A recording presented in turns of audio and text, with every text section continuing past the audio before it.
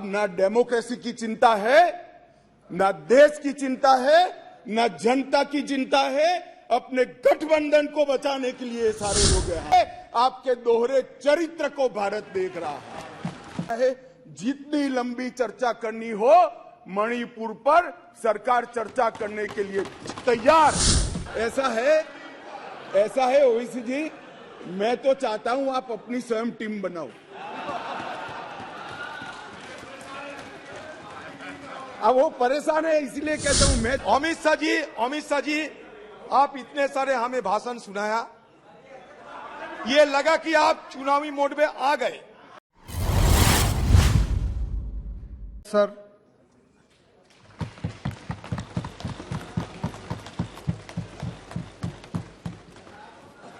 माननीय सभापति महोदय, आज बहुत अच्छा लगा, बहुत समय के बाद संसद में चर्चा हो रही है। चाहे किसी भी कारण से हो, चाहे जो भी मजबूरी हो, मगर जिस कारण के लिए, जिस काम के लिए संसद बना है, आज उसके मकसद को पूरा होते हुए देख रहे हैं। माननीय अध्यक्ष जी, आज जो बिल लेकर मैं सदन के सामने उपस्थित हुआ हूं, अधीर रंजन चौधरी से लेकर सुशील कुमार रिंकू तक 26 सांसदों ने इसमें हिस्सा लिया है। किसने पक्ष में बात करी, किसी ने विपक्ष में बात करी, किसी ने पार्टी लाइन पर बात करी, किसी ने अपने मन की बात करी, परंतु आज चर्चा हुई, इसका मुझे आनंद है। मेरा एक छोटा सा सवाल है ये विपक्ष के सारे मित्रों को कि संसद ने अब तक इस बैठक के अंदर, ये सत्र जब से शुरू हुआ तब तक 9 बिल पास कर लिए। सारे बिल अपनी अपनी जगह बहुत महत्वपूर्ण थे माननीय अध्यक्ष, हर क्षेत्र के महत्वपूर्ण बिल थे। उसमें इन्होंने कहा पीएम आकर जवाब दे, पीएम आएंगे तभी संसद चलने लगे। आज क्या हो गया है? आज इस बिल में मैं तो स्वागत करता हूं आपने चर्चा की, मुझे कोई आपत्ति नहीं है, मैं तो चाहता हूं हर रोज ही आ जाइए, परंतु आज क्या हुआ है? क्या डेमोक्रेसी की चिंता है? तो डेमोक्रेसी की चिंता है तो हर एक बिल महत्वपूर्ण है, हर एक बिल महत्वपूर्ण है। क्या देश की चिंता है तो किसानों के लिए भी बिल आया, बाकी सारे विषय के लिए भी बिल आए, मगर कोई नहीं आया। साहब, ना डेमोक्रेसी की चिंता है, ना देश की चिंता है, ना जनता की चिंता है। अपने गठबंधन को बचाने के लिए सारे लोग यहां आए। और आज मुझे कह रहे थे कि भारत आपको देख रहा है।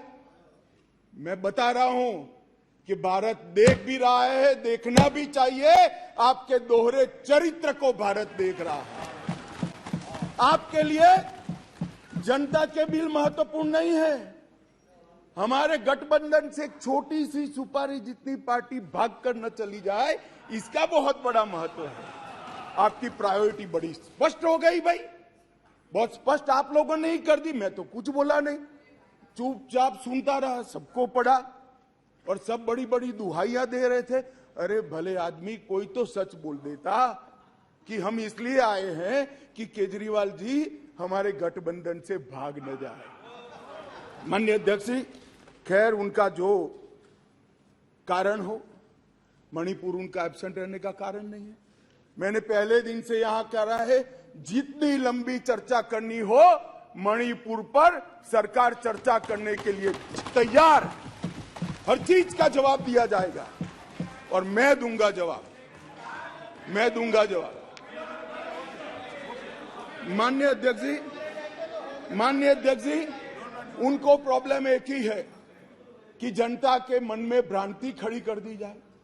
मैं उनको बताता हूं कि जनता है जो सब जानती है, कभी भ्रांति खड़ी नहीं होती है। आज आपने अपने आप को यहां पर एक्सपोज कर दिया है। माननीय अध्यक्ष जी, पूरी चर्चा को मैंने सुना, प्रेमचंद्रन जी से लेकर सारे लोग जो विषय पर बोले, मैंने ध्यानपूर्वक नोट भी पढ़े हैं, सुना भी है। माननीय अध्यक्ष जी, ये फिर से मैं एक बार कहता हूं कि सदन जनता को गुमराह करने की जगह नहीं है। सारे लोग राज्य के अधिकार, राज्य के अधिकार, राज्य के अधिकार कह रहे हैं। कौन से राज्य के?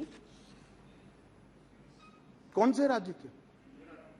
दिल्ली राज्य ही नहीं है, ये तो संघ प्रदेश है, और संघ प्रदेश में भी राजधानी क्षेत्र है जो एक विशेष आर्टिकल के तहत बनाया गया।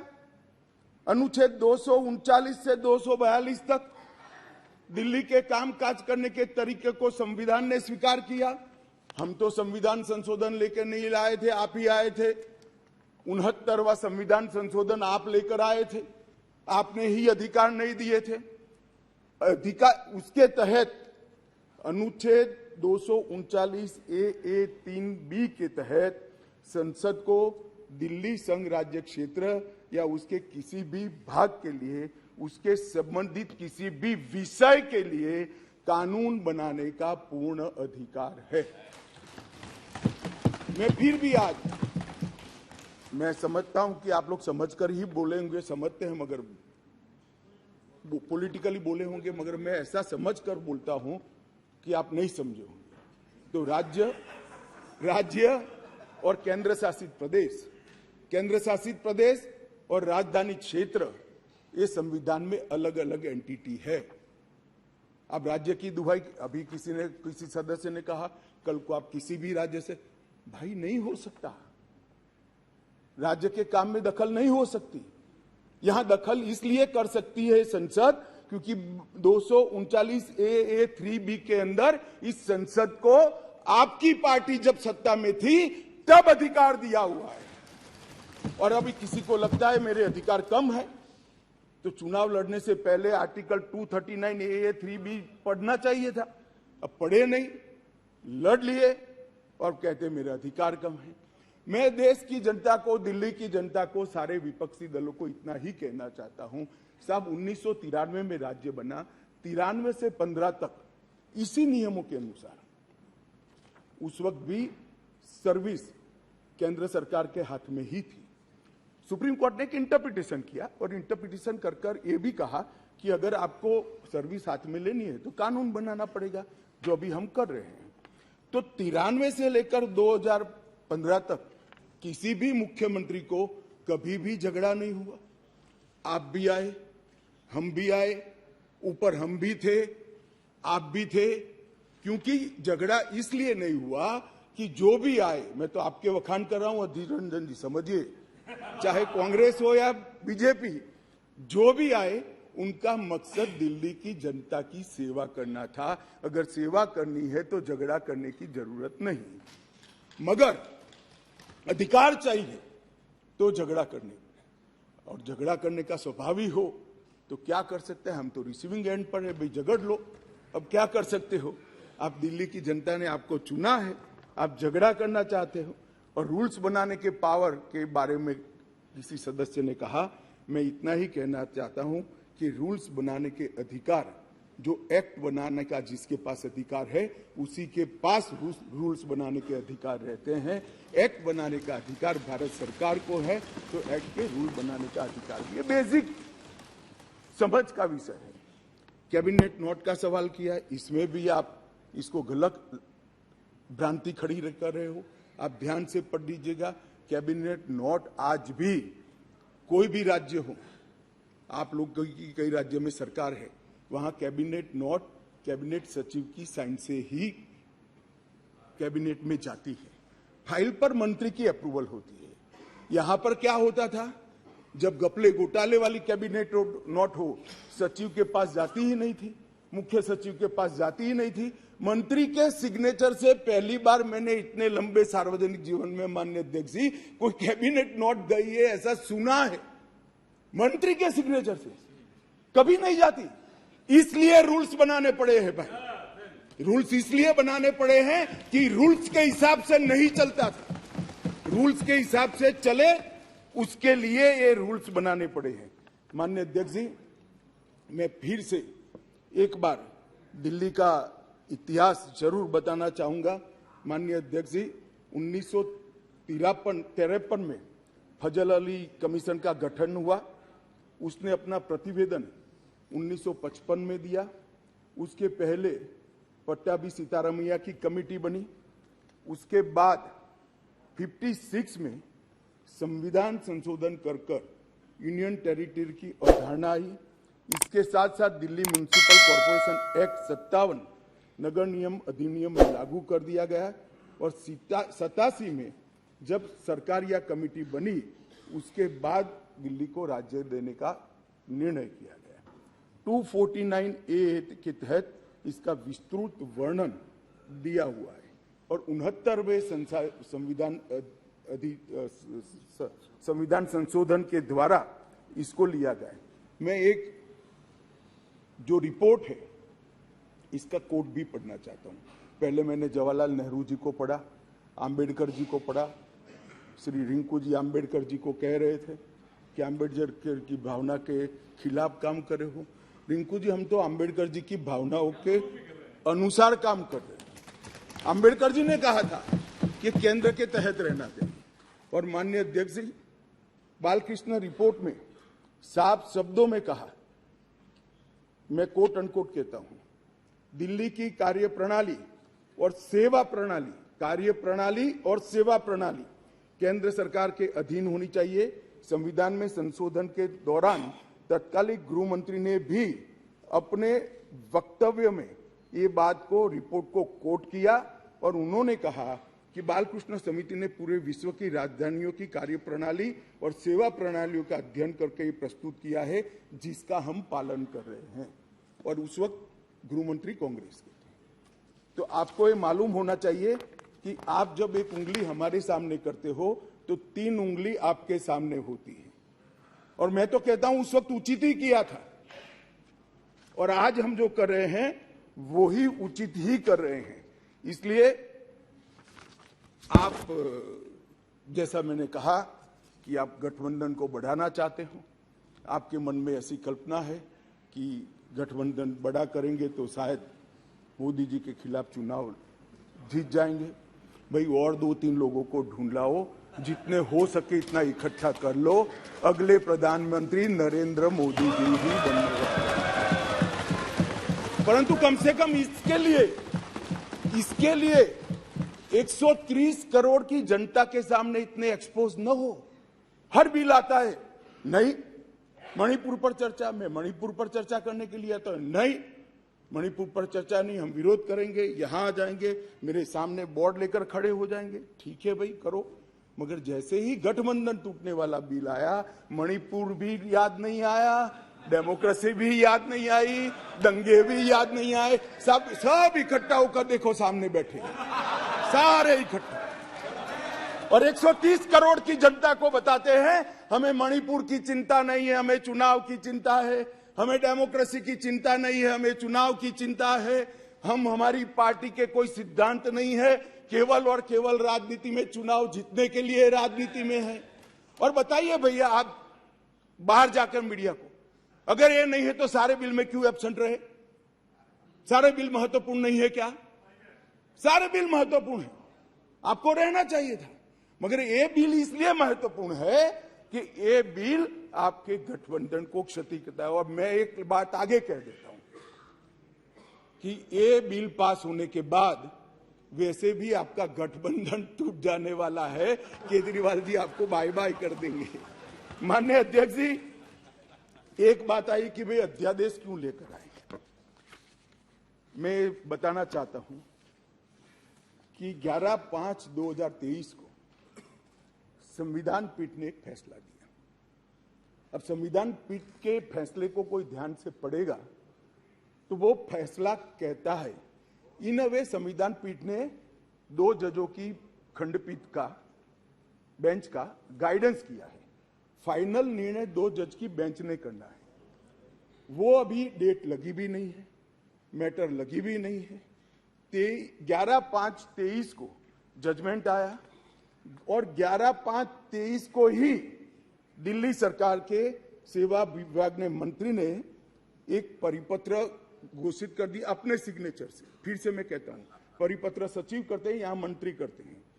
आज 5:30 बजे तक पात्र अधिकारियों की सूची के साथ जो इस पद तैनात किए जा सके, सचिव सेवाएं की तैनाती मतलब सर्विस जो देखते हैं वो सचिव की तैनाती के लिए नोट प्रस्तुत किया जाए। अभी तो सुप्रीम कोर्ट ने निर्णय करना बाकी, इन प्रिंसिपल निर्णय किया है, इसके ऊपर 2 जजों की बेंच ने निर्णय करना है, इसको घोषित करना है, आप अमल करने कर दी। सोशल मीडिया में घोषणा कर दी कि सेवा विभाग के सचिव श्री आशीष माधेराव मोरे का ट्रांसफर कर दिया गया है। ध्यान देने की बात है कि ये जो मैं कह रहा हूं वो फिर से पढ़ रहा हूं, 11/5/23 के निर्णय के पैरा 165 में न्यायालय की नियमित बेंच को इस मामले का निपटारा करने का आदेश दिया गया था, जो अभी बैठी ही नहीं थी। शाम को ही इन्होंने तो इम्प्लीमेंटेशन चालू कर दिया। इसके बाद सतर्कता विभाग विजिलेंस मंत्री जी ने सभी सहायक निर्देशकों को आदेश दे दिया कि विशेष सचिव सतर्कता विजिलेंस कमिश्नर को के सचिव है विजिलेंस के, उसको रिपोर्ट न करिए, रिपोर्ट मत करिए। क्यों? अभी जजमेंट नहीं आया। क्यों? क्योंकि अब कारण कहता हूं, इसलिए न करना का किया जाए। इसके बहुत सारे कारण हैं, मैं बताता हूं। मित्रों, माननीय अध्यक्ष जी, दिल्ली के सतर्कता विभाग को सबसे पहले क्यों निशाना बना गया? अगर सेवा के अधिकार मिल गए, चलो मैं 1 मिनट के लिए मान लेता हूं मिल गए, तो सबसे पहले कोई क्या करेगा? रोड एंड बिल्डिंग की चिंता करेगा, पीने की पानी की चिंता करेगा, साफ सफाई की चिंता करेगा, आरोग्य की चिंता करेगा। इन्होंने विजिलेंस की चिंता करी। बोलो, प्रायोरिटी तो देखिए साहब इनके साथी की, विजिलेंस की चिंता करी।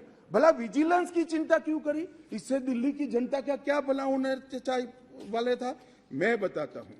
क्योंकि विजिलेंस विभाग को इसलिए निशाना बना गया, माननीय अध्यक्ष जी, कि इसमें बहुत सारी संवेदनशील फाइलें बंद पड़ी हुई थी। कौन सी फाइलें थी?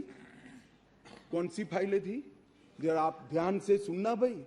जिसके बारे में बड़े बड़े आवाज से आर्गुमेंट्स कर रहे थे, उनका एक्ट सुनना।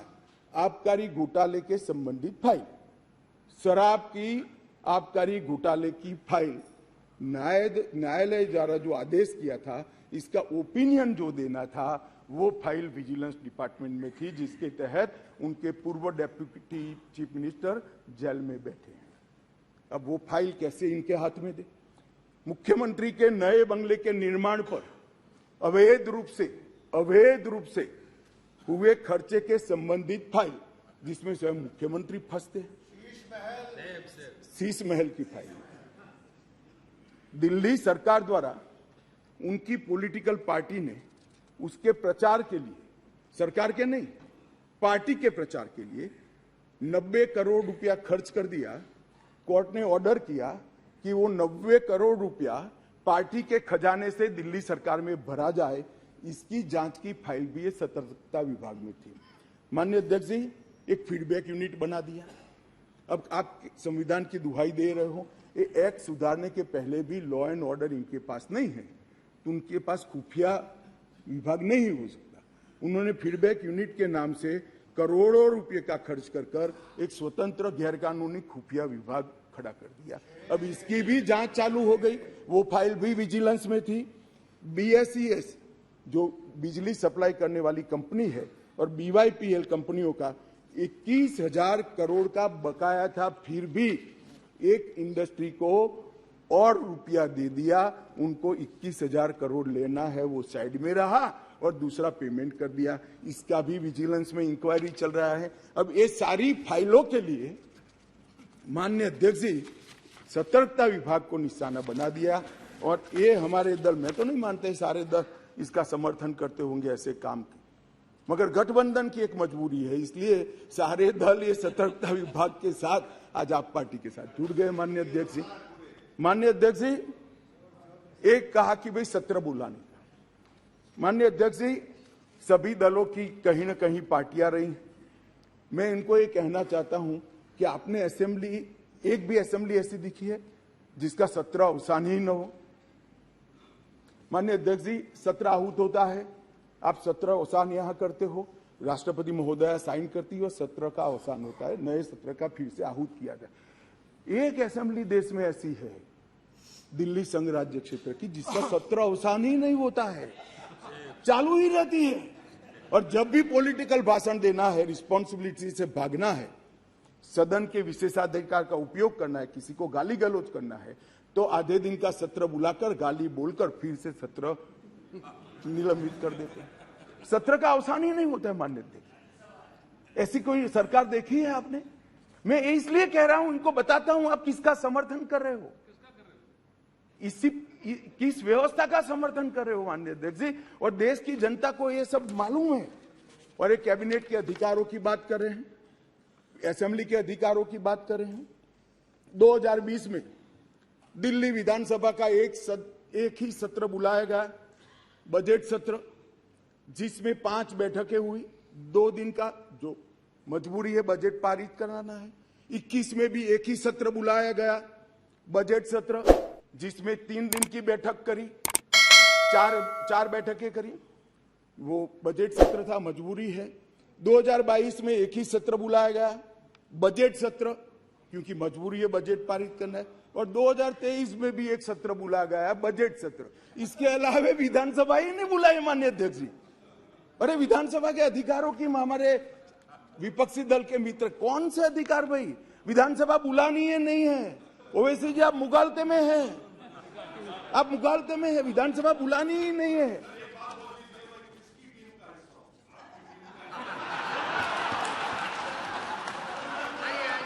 ऐसा है ओवैसी जी, मैं तो चाहता हूं आप अपनी स्वयं टीम बनाओ। अब वो परेशान है, इसलिए कहता हूं, मैं चाहता हूं आप अपनी स्वयं, आपके मुद्दे सबसे अलग है। माननीय अध्यक्ष जी, मैं अब कैबिनेट बैठक पर आता हूं। 2022 के लिए 2022 में सिर्फ 6 कैबिनेट बैठक बुलाई गई, सिर्फ 6 ही बैठक पूरे साल में। इसमें से 3 बैठक बजट संबंधी थी और 1 बैठक एक कंपनी को फायदा करने के लिए बुलाई गई। तो एक चुल में देखे तो 2 बैठक बुलाई गई। माननीय अध्यक्ष जी, 2023 में 2 ही बैठक अब तक बुलाई गई है, दोनों बैठक बजट के लिए। अब एक कैबिनेट की बात कर रहे हैं भैया, कैबिनेट बुलाते नहीं है, वही तकलीफ है दिल्ली की जनता को, तो बुलाते ही नहीं कैबिनेट। हम तो चाहते हैं कैबिनेट बुलाया जाए। अब किसका समर्थन कर रहे हो? गठबंधन करना चाहिए, सबको जोड़ना चाहिए, हम भी चलाते हैं, मगर ऐसे एक भी बिल में चर्चा नहीं करना और इसमें खड़े हो जाना। माननीय अध्यक्ष जी, शॉपिंग फेस्टिवल आयोजित करने के लिए विज्ञापन के नाम पर करोड़ों रुपया खर्च कर दिए। इसमें भी कोर्ट ने स्ट्रिक्चर किया। केग का रिपोर्ट 2 साल से सदन में नहीं रखते हैं, संवैधानिक प्रोविजन है। आप हमें संविधान सिखाते हो, जरा आपके साथी को सिखा दो कि केग के रिपोर्ट को आप छुपा नहीं सकते हो। 2 साल से साहब केग का रिपोर्ट नहीं छुपा, सदन के पटल पर नहीं रखते। बोलो क्या ये संवैधानिक प्रावधान है? माननीय अध्यक्ष जी, RRTS, AIIMS, UER, IIT Delhi, इस जैसी संस्थाओं के 13 परमिशन वहां लंबित है, नहीं देते हैं। उनको डर है कि ये सब होगा है तो मोदी जी बड़े लोकप्रिय हो जाएंगे। मैं इनकी सरकार चलाने का तरीका बताता हूं माननीय अध्यक्ष जी। 5G टेक्नोलॉजी लाने के लिए 2016 के एक अधिनियम बनाए, देश के सारे राज्यों ने, इवन DMK ने भी इसको एक्सेप्ट कर लिया, परंतु दिल्ली नहीं करता है क्योंकि उनको विकास से कोई सरोकार नहीं है। माननीय अध्यक्ष जी, 2013 से जो सिविल सर्विस बोर्ड की हमने रचना की, इसको लेकर ये आगे गए। माननीय अध्यक्ष जी, मैं सदन के सामने और आपके माध्यम से देश की जनता को बड़ी विनम्रता के साथ कहना चाहता हूं कि ये अध्यादेश और बाद में अब जो बिल में कन्वर्ट हो रहा है वो विधेयक लेकर मैं आया हूं, ये संपूर्णतया संविधान सम्मत है और केवल दिल्ली की जनता के कल्याण के उद्देश्य से बनाया गया है। हमारा कोई राजनीतिक ये इसके लिए नहीं है। माननीय अध्यक्ष जी, मैं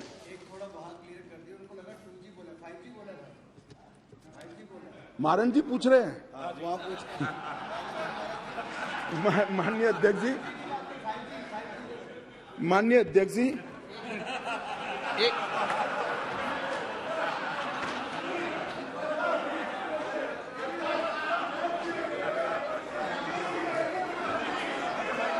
भाई ये भी खड़े हो गए, मैं क्या करूं?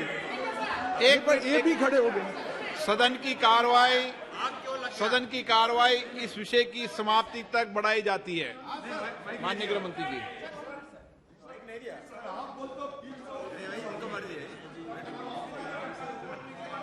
में क्या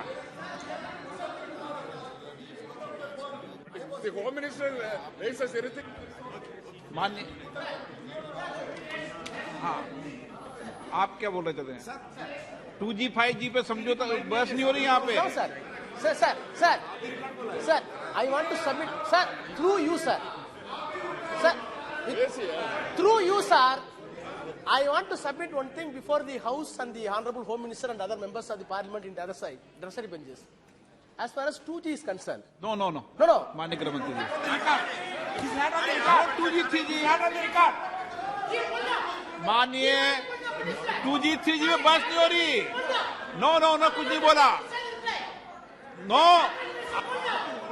लगाया है। आप क्यों 2G पे नाम पूछ नाराज हो रहे हो? अरे 2G पे नाराज पे इतना नाराज क्यों जाते हो? देखो, पुरानी बातों को लेके मत चलो।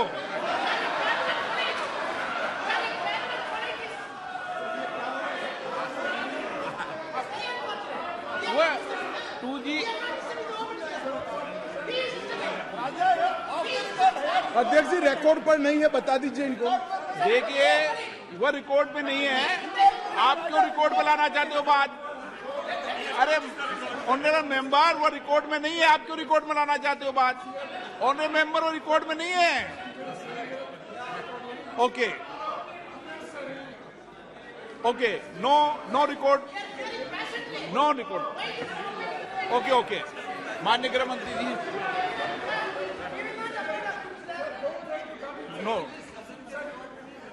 नो रिकॉर्ड, मिस्टर बालू। वो रिकॉर्ड में नहीं गया। क्यों रिकॉर्ड में लाना चाहते हो उसको बिना काम में? विराजिए गृह मंत्री जी। माननीय अध्यक्ष जी, बालू जी, चलो आप कहेंगे जब 2G 3G पे चर्चा करा लेंगे। अभी गृह मंत्री जी की चर्चा करने दो। हाँ जी, मैं करता हूं बाद में। ओके बालू जी, रिकॉर्ड पर नहीं है। प्लीज, रिकॉर्ड पर नहीं है। रिकॉर्ड में नहीं है। माननीय अध्यक्ष जी, कुछ सदस्यों ने टिप्पणियां करी है, मैं जरूर जवाब देना चाहता हूं। मैं तो सीधा साधा भाषण करने आया था नियमों के अनुसार, मगर राजनीतिक टिप्पणियां कर गई तो मुझे जवाब देना पड़ेगा। माननीय अध्यक्ष, राजीव रंजन जी ने कहा कि लोकलाज होनी चाहिए, लोकलाज होनी चाहिए। राजीव रंजन जी, लोकलाज आप तो मत ही बोलिए, क्योंकि जिस चारा घोटाले को लेकर बिहार की जनता के सामने गए थे, आज चारा घोटाला करने वालों के साथ आप बैठे और फिर से गठबंधन के लिए। लोकलाज आपके मुंह में अच्छा नहीं लगता। माननीय अध्यक्ष जी, ये जो गठबंधन बना है यूपीए का, ये यूपीए का गठबंधन नहीं है, ये सत्ता के स्वार्थ के लिए बना है। बंगाल में माननीय अध्यक्ष जी, कम्युनिस्ट पार्टी, तृणमूल कांग्रेस और कांग्रेस तीनों लड़ती हैं। हर रोज ममता जी को हमारे अधीर रंजन जी क्वेश्चन करते रहते हैं, मगर बेंगलोर में साथ में बैठेंगे। जेडीयू और आरजेडी, जेडीयू का जन्म ही, माननीय अध्यक्ष जी, जेडीयू का जन्म ही आरजेडी का विरोध करने के लिए हुआ। यूनाइटेड जनता दल तोड़ दिया, वो जेडीयू आज सत्ता प्राप्त करने के लिए गठबंधन में है।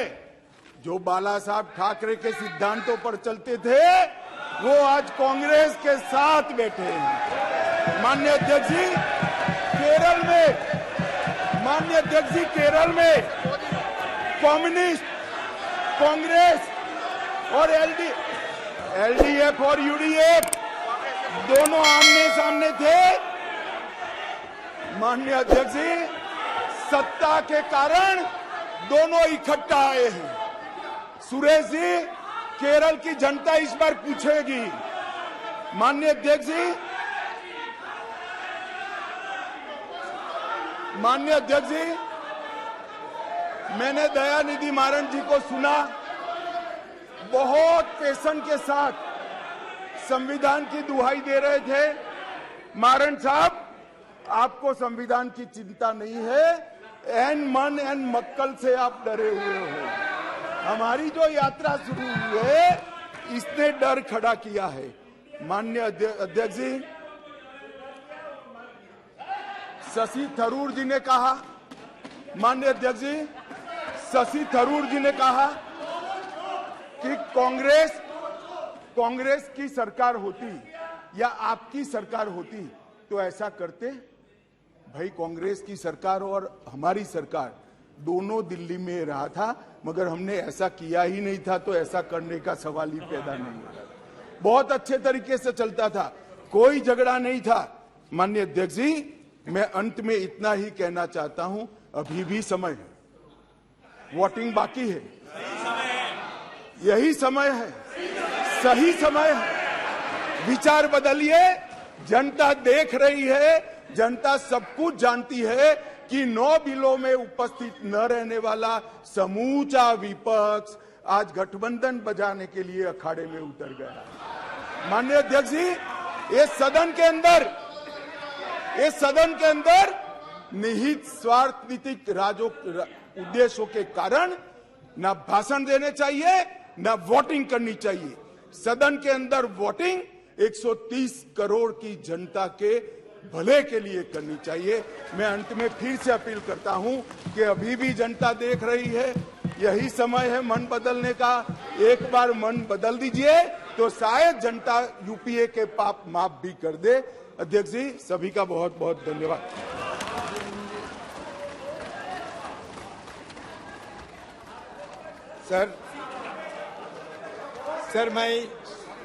सर मैं स्पष्ट रूप से ये कहना चाहते हैं, शुरू में भी कहा था हम लोग कि ये अध्यादेश लाकर केंद्र ने संवैधानिक सिद्धांतों का उल्लंघन किया है और निर्वाचित सरकार के अधिकारों को हड़पने की कोशिश की है। ये संघवाद की बुनियादी सिद्धांतों को कमजोर करता है। सुप्रीम कोर्ट की संवैधानिक पीठ ने 11 मई को दिल्ली सरकार को जो अधिकार सौंपे थे, जिसके बाद केंद्र सरकार ने अध्यादेश लाकर कोर्ट का फैसला पलट दिया है। सर, यही हमारा मोटा मोटी हमारा ये सरकार के खिलाफ प्रश्न ये कि सर एक मिनट, नहीं हुआ ये कब बोलने दीजिए सर। आपने बोल तो लिया, क्या बोला था? नहीं, ये तो रेस्पॉन्ड करने का अधिकार है सर, ये रेस्पॉन्ड करने का अधिकार है। सर एक मिनट, अमित शाह जी, आप इतने सारे हमें भाषण सुनाया, ये लगा कि आप चुनावी मोड में आ गए। मुझे ऐसा उम्मीद थी कि कम से कम आज की तारीख में जब मणिपुर की बात आपने जिक्र किया तो कम से कम सुप्रीम कोर्ट मणिपुर के मुद्दे में क्या टिप्पणी की। सुप्रीम कोर्ट कहते हैं कि मणिपुर में सरकार नहीं है, पुलिस नहीं है, कोई शासन नहीं है। विषय पर बात कीजिए सर। संकल्प के समय जब आप